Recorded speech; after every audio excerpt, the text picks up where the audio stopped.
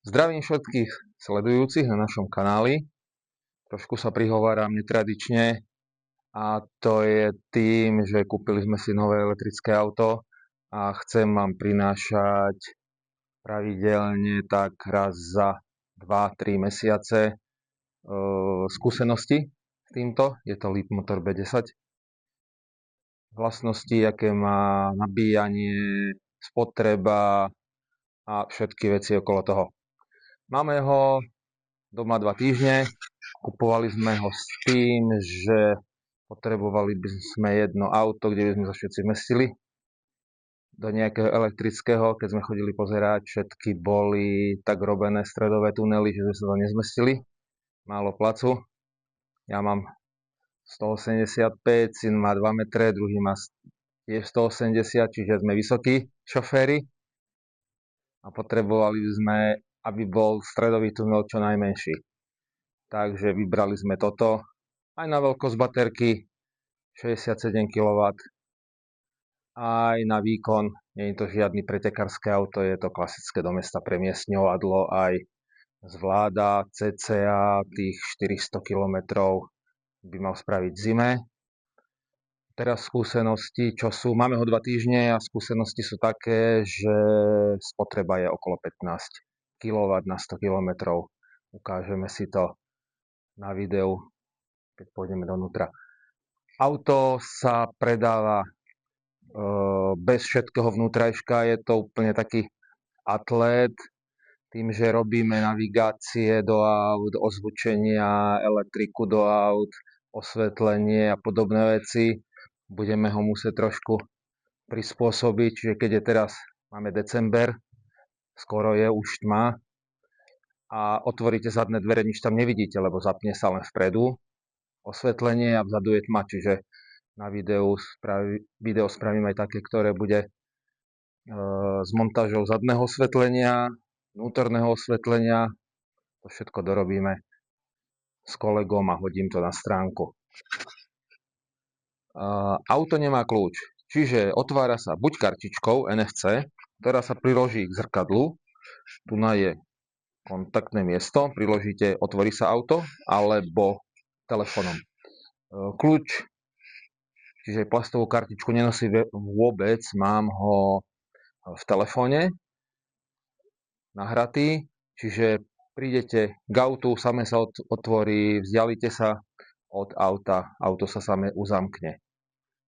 Takže takto je otváranie. Dneska sa mi zrovna stalo, že nechcelo mi otvoriť auto, tak som trošku bádal, že jak je to možné a mobil vypísal, že nemám spojenie s Bluetoothom. Musel som resetnúť Bluetooth, znovu sa pripojiť.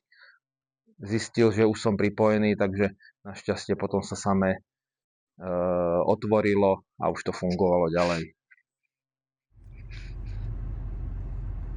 Auto sa zapína tak, že prídete, stlačíte brzdu, automaticky sa vám vyhodí obrazovka NFC, pokiaľ nemáte kľúč, ja ho mám len v mobile, musíte zadať svoj kód, zadáte kód, ktorý ste si zadali pri registrácii auta u predajcu, zadáte kód a môžete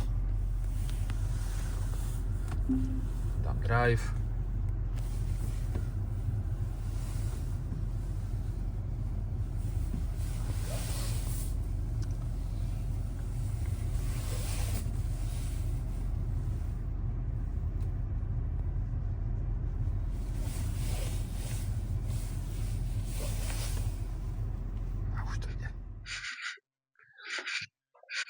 Otvára sa jednoducho prstom.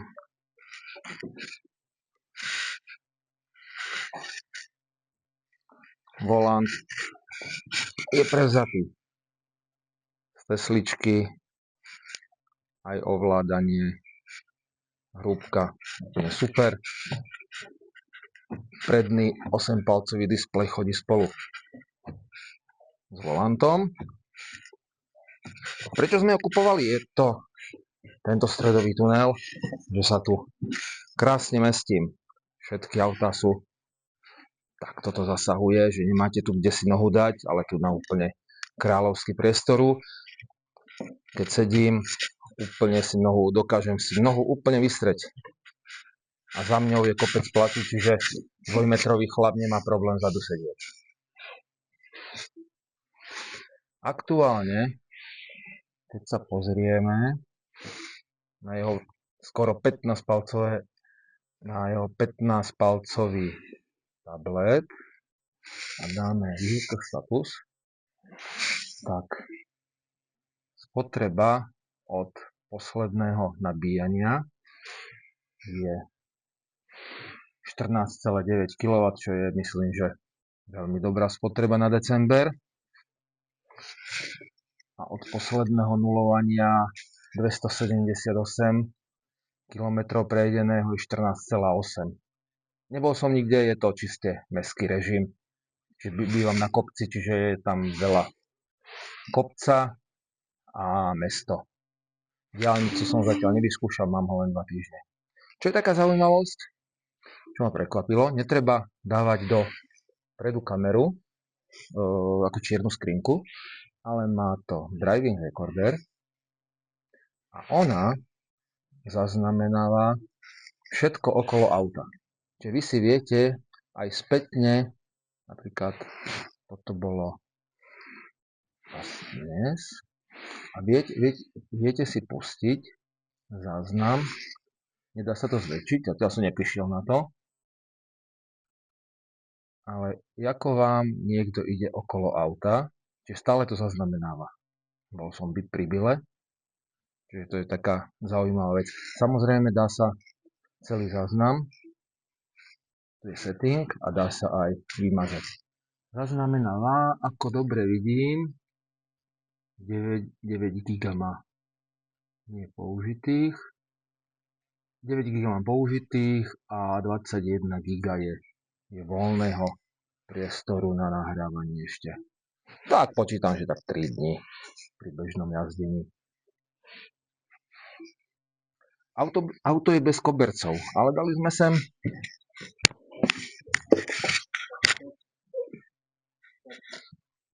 auto dostanete bez kobercov. Našli sme v garáži používané, ale už sú objednané priamo na Lípa. Takže ukážem vám potom, aké došli presne. Je to tvarované na Lípa, všetko odpredu dozadu presne to licuje. Ďalej som objednal, to chodí, toto len vála, čiže semievanička. V aute je hlboký odkladací priestor, nevyužitý. Čiže je to tu hlboké, asi 30-40 cm a neviete sa nič dať. Čiže príde sem vanička, originál, asi 5-6 cm hlboká, kde si môžete dať veci. Ďalej, doobjednával som sem odkladací priestor na okuliare a dozadu držiaky ešte tiež všetko od Lípu. Takže to bude ďalšie video, keď to dorazí, natočím. Zadný kufor sa otvára tlačítkom, nie je osvetlený, ale kto ho už používa auto, tak vie, kde má stlačiť a kufor sa sám otvorí. Je elektricky otvárací a zatvárací. Celkom veľký nadbežné cestovanie, kufre krásne sa vám zmestí sem. Je tu subwoofer, 12 reproduktormi hrá to perfektne, môžem povedať, sú aj lepšie samozrejme, ale za tú cenu je to veľmi dobré. Dokúpil som chlapače nečistôt, predné aj zadné, a dokúpil som osvetlenie ledkové, ktoré pôjde okolo a napája sa, sú tam originál koncovky na koncovku v aute, lebo keď je tma, je to strašne mizerné svetlo tu. Takže to som už dopredu objednával a tam budú koncovky pasovať.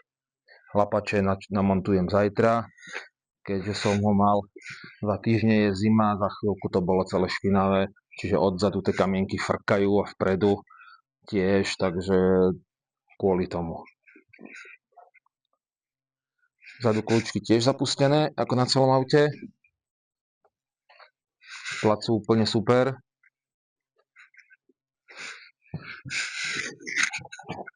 Keď si sadnem, skoro na ruku tu mám plac. Takže úplne pohodlné cestovanie, zmestím. Je tu vysoký, tá stredačka je dosť vysoko aj, čiže úplne si tu môžem nohy zasunúť a pohodlné cestovanie. Vzadu sú dva porty, USBčko a klasické USB-Cčko, schránka na uloženie vecí, nejakých stredová opierka s držiakom na poháre zasunúť. A čo je úplne úžasné, je velikánske 1,80 m strešné okno, ktoré sa dá zaťahovať roletkou elektronicky. Není otvárace, je iba presklená strecha. Ale úplne super. Takže takto to vyzerá. Kebyže máte otázky, stačí napísať, odpoviem. Ďalšie video vám urobím, keď dojdú veci, čo sa dá objednať, aké držiaky a aké príslušenstvo je k tomu. Jedna kapota sa otvára znútra. Nie je tu nič. Čiže iba sa otvorí. Hľadal som nejaký upínací mechanizmus, ale nič tu nie je. Čiže len na ráhno. Je tu veľký box, prank, ale čo som videl na stránkach, dá sa objednať celo zakrytie a s ďalšími úložnými priestormi. Takže to by tiež nebolo zle sem dať. Uvidíme časom. Potiahni, chyť za druhú stranu. Tak.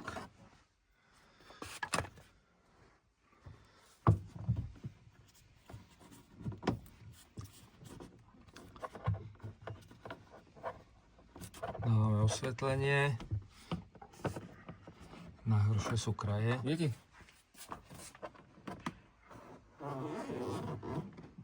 Zasuniem.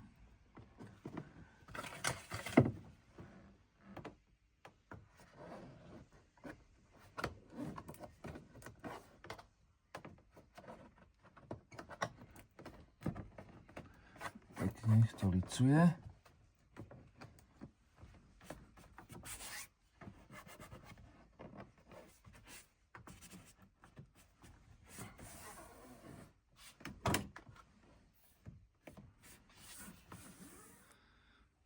No. Otvor. Prídeš. Posláci.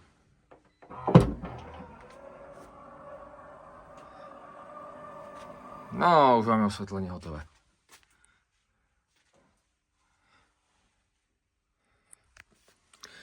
Naspäť pôjde originál.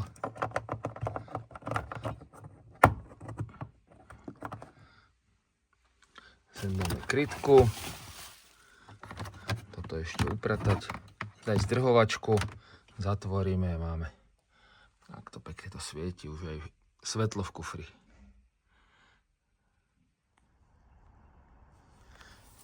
Takže vyskúšam osvetlenie. Musím nahmatať.